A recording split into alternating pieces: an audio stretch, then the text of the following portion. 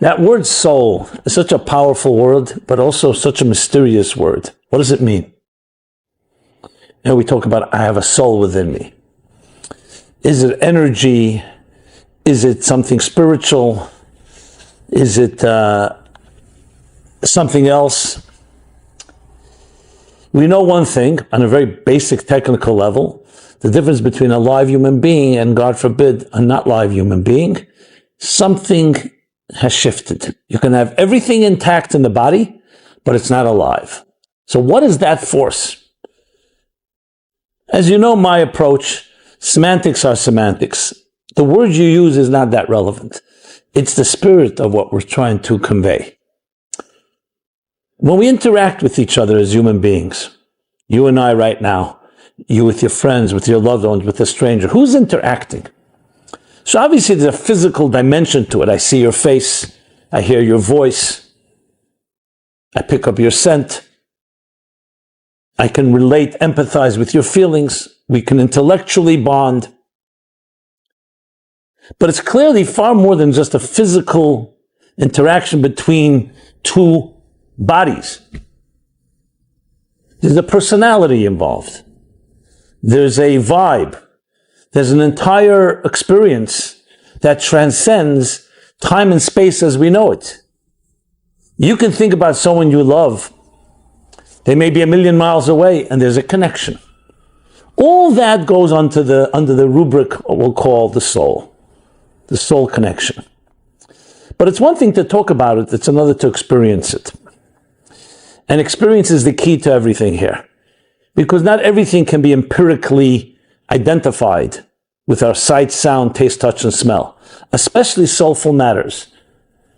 And when you learn to develop the tools that express and relate to your soul, a whole new vista, whole new horizons open up and opportunities, both for yourself and understanding yourself and your relationships with others.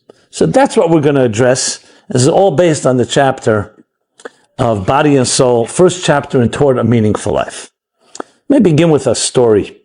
A number of years ago, probably 15 years ago, maybe more, I received a phone call.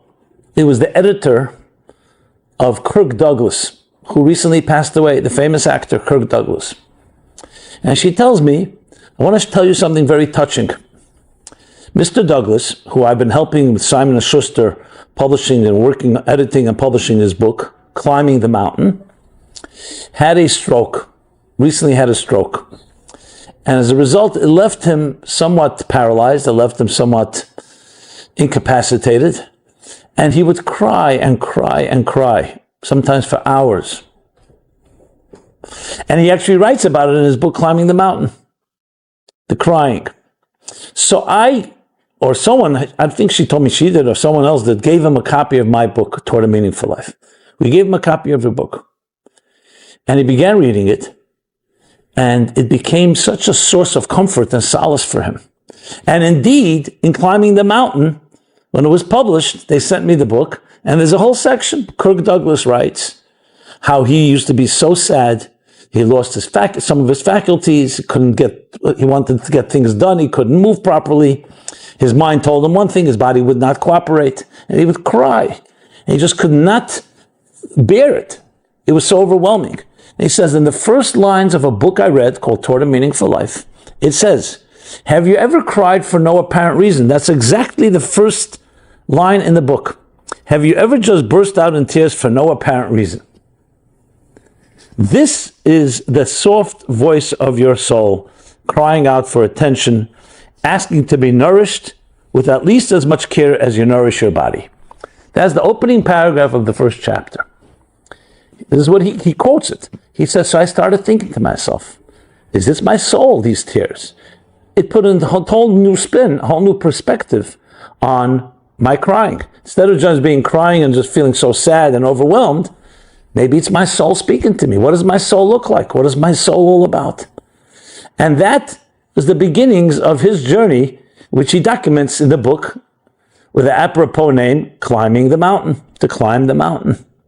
It's very moving for me when I heard that. I wrote him a letter, we corresponded. And when he passed away a few months ago, a reminder of it.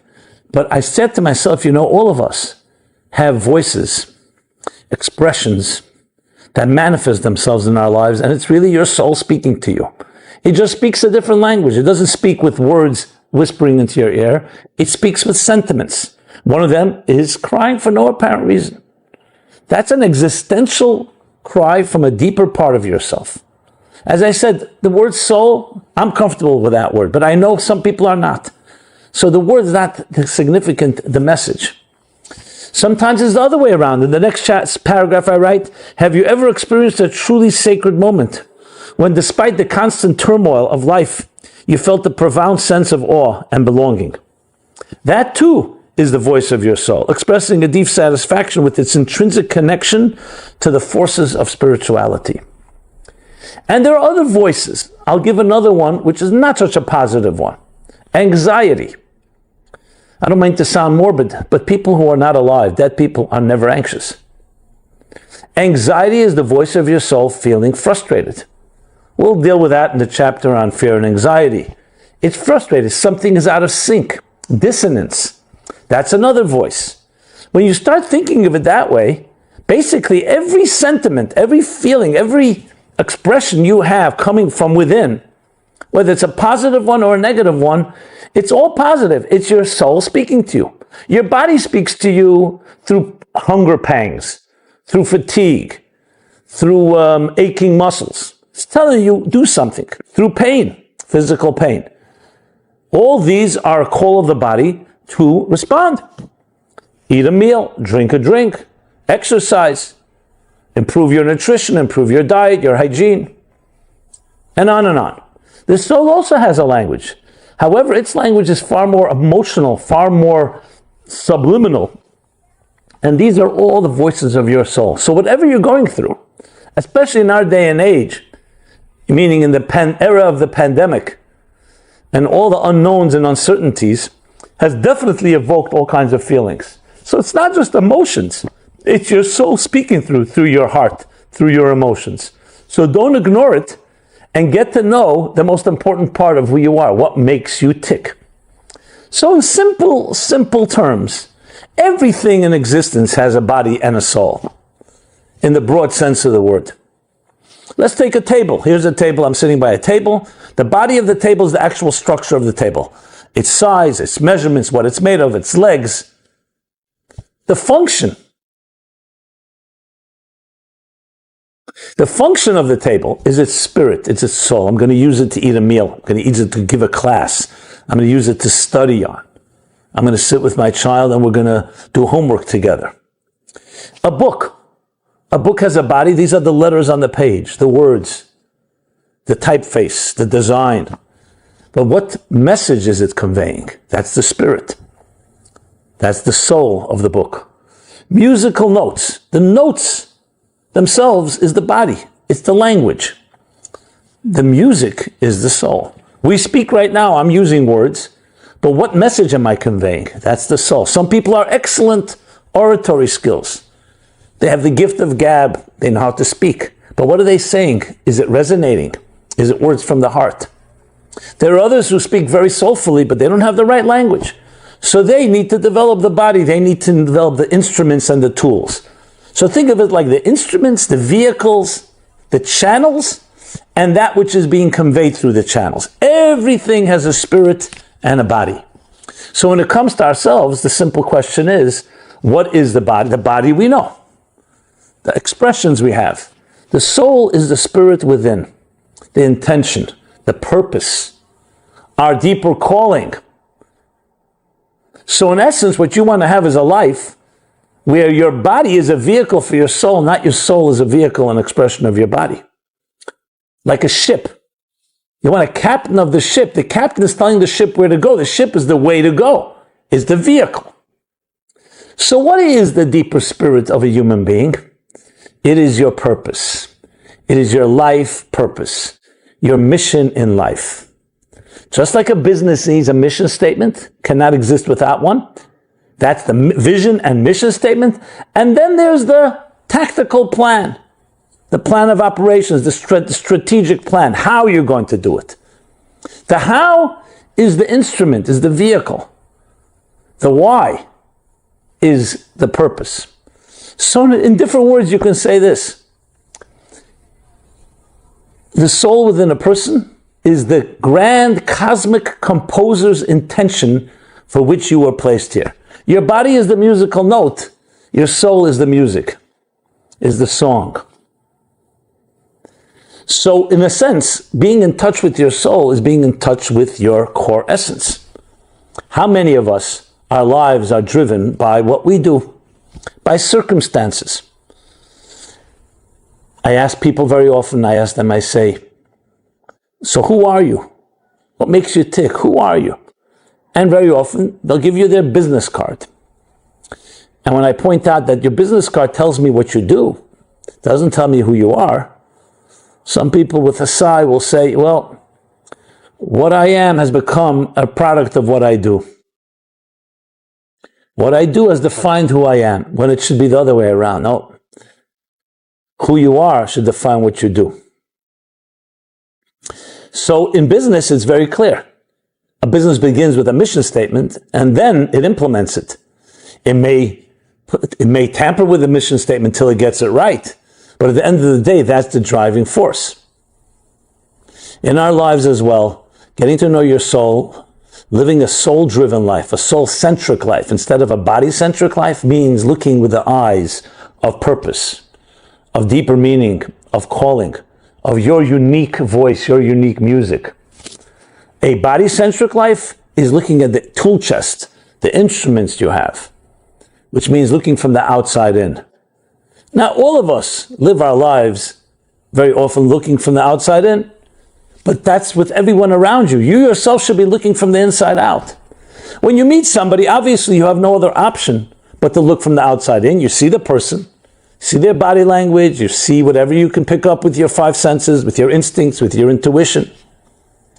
And then you start getting to know the person. You're traveling from the outside, from the surface, from the package, the outer package, inward. Yourself, it's the exact opposite. You wake up in the morning, you don't need to look in the mirror to know you're there. You feel yourself from within, but we're not accustomed to think of ourselves that way. So we also begin to look at ourselves from the outside in. Think how ludicrous that is. What appearance you have, how others look at you, how others measure you up. Do you please? Are you satisfying someone else's expectations? Soul-centric thinking is confidence. Confidence oozing from within. A sense of self. And then everything else around you is an extension of that. That doesn't mean selfishness or arrogance or self-interest is at the heart of it. It means a sense of self. And then when you look at others, you also begin to look for that inner soul within them. That's how it works. When you focus on your inner, it's far easier and natural to focus on everybody else's inner. That's the nature of the way it works. So with that, let us talk a little more about this soul. There's a very powerful verse in the book of Proverbs. The soul of a human being is the flame of God. It's a flame. The closest approximation to a soul is a flame. Let's think of a flame. It is the only physical object that defies gravity that we can see with our physical eyes. You light a flame, light one, and you'll see the flame rises. It's the wick that keeps it grounded. What does that tell us? The soul works exactly the same way. It's always defying gravity. It is transcendent in nature. It means it's always seeking to grow. It's always looking upward. I tell a story in this chapter, a beautiful story, with a young boy who later would become a great master, mystic, teacher, mentor to many. And he was, as a child, playing with other children on a ladder. They were climbing up and down, children play. He was the only child that had the courage to climb to the top of the ladder. The other children climbed halfway up, 3/4 of the way up. His grandfather, who was watching closely, called over the little boy and said to him, "Tell me, I was watching you play. Why were you the only one that had the strength, the courage to go all the way up to the top of the ladder and the others did not? Now you'll see why he turned out to be who he was. He said, Zaidi, my grandfather. It's very simple. When the other children climbed, they kept looking down. As they climbed higher, they kept looking down, so they saw how high they were afraid. They're so far from the earth were they accustomed to be, so they were afraid to climb higher. When I was climbing, I kept looking up. I kept looking into the sky, and I saw how low I was. So it motivated me to climb higher. We all have those two options in everything we do in life. We look back, we look down, then often we say, look how far I've gotten. Makes you feel even a certain sense of pride. I don't need to climb higher. You're with other people who are less accomplished than you. Almost likely you're not going to be motivated to climb higher. Because you say, look, compared to them, look how high I am. But when you're around people that have accomplished more than you, when you set goals that are beyond sights to new horizons, you see how low you are. You see how little you've accomplished, comparatively speaking. That's a motivator. That's what the soul does to the human being. We have these two voices. One says, you've done enough. No problem. Procrastinate. You can be a little lazy today. You don't have to be that motivated. If you need your pride, think about all the accomplishments you did yesterday, the day before. The soul is a flame. Flames don't think like that. A flame is always flickering, always licking the air, wanting more. Look at the difference. There's a Hasidic expression that an animal created for a particular purpose has never seen heaven. Because they walk on all four. So their face is usually facing to the ground or close to the ground. That's why when you look at animals, with all due respect to them, this is not an insult because that's exactly what they're meant to be, part of nature's structure. Don't seek to build better homes, to have 2 homes, to have 3 cars, to have better mobile phones, fax machines, to learn how to travel. They're not concerned about quarantines. They frankly don't even go to therapists or have neurosis. They're calm, animal bliss, graze in the meadows or wherever their habitat may be, feed, breed, protect their young, bring the next generation. They're completely satisfied. They live in the same habitats today as they did 1,000 years ago. Human beings are always restless. They're always seeking to improve. Better home, better technologies, better medicine, which also has the other side, yes, that we can have neurosis and we can be very, restlessness can turn, angst can turn into anxiety. But we seek, just imagine, how many billions, if not trillions of dollars were spent on NASA alone, space travel, exploration of outer space, to satisfy one thing, human curiosity. We want to know what's out there. We see the heavens, we see the stars, we see the planets. Is there life out there? Is there someone like us out there? What's out there? What's on this moon? Because that's what a human being is like. A flickering, restless flame, seeking, reaching, transcending. It has its challenges. Many of us would sometimes prefer animal bliss. I know a cardiologist, very beautiful man, beautiful soul, but he has a very difficult life. And he said to me once, Rabbi Jacobson, can you just pray for me one day of total peace, total calm? You know, he has a good sense of humor. So I said to him, you mean like a flat line? So he said, no, not that calm. A flat line, of course, in the cardiogram is the last thing you want to see. It means the heart has stopped. What does a cardiogram, a healthy heart, look like? A wave.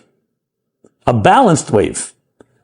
It has its peaks and its valleys. If the peaks are too high and the valleys are too low, too much anxiety or too much resolution, too much tension or too much resolution, you need balance. But life is all about a wave. It's all about cycles. It's a pulsating energy. The mystics call it Rotze and Shuv, to seek and to return, tension and resolution.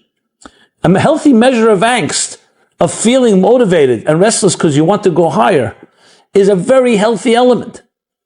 Too much calm, where everything is fine, is not consistent with the human spirit. On the other hand, anxiety that doesn't have resolution, anxiety where you're so frustrated that you haven't reached certain heights without internalization, is equally challenging. So the voice of our soul, my friends, is the healthiest and most important thing we need to access. I'm always taken by the tragic line in Oliver Wendell Holmes' poem, The Voiceless, where he says, "Alas to those that die with their song still inside them. Alas to those that die with their song still inside them." Often people equate it together with Thoreau's line, "Most men lead lives of quiet desperation." We have a song inside each of us. You don't need to go search it anywhere. You don't need to buy it. You don't need to purchase it. It's yours. It's actually not just yours. It's what makes you unique. Your unique music. Your unique voice. You were born an original. Don't become a copy. Embracing that voice, allowing it to speak to you, nourishing it, nurturing it, responding to it, giving it attention like you would a flower through watering and nurturing and nourishing it, is the key. And what you get in return is your song, your voice. So understanding life through the eyes of the soul, the eyes of your soul, gives you a whole new perspective on everything. You look at things from the inside out. You walk outside, you see a beautiful tree, nice weather, or rainy, stormy weather, and you look for the soul within the message. Everything has a deeper reason. Everything has a soul within. Everything has a deeper narrative. So may you all be blessed, may we all be blessed to touch that soul, especially in turbulent times like now, where much of our outer lives have been upended, disrupted on many levels, whether the pandemic of COVID-19 or the pandemic of racial tensions long brewing. It is an opportunity to look at things with a soul, to look at another. Souls don't have colors. Souls are not defined by race. They're defined by your divine mission. And each person on this earth, of our 7.5 billion people, has a unique, indispensable soul's mission in this world. Let's look for it. Let's embrace it. Let's express it. And when that voice is expressed, and I express my voice, and you express yours, and everyone around us, we encourage each to express each other's voice, we will have this beautiful symphony that, on one hand, everyone is indispensable. On the other hand, we all complement each other in one large, grand, cosmic song that will transform this world. Instead of a world of hostility and of distancing and of separation, a world of harmony within diversity. Be blessed and be well. Thank you.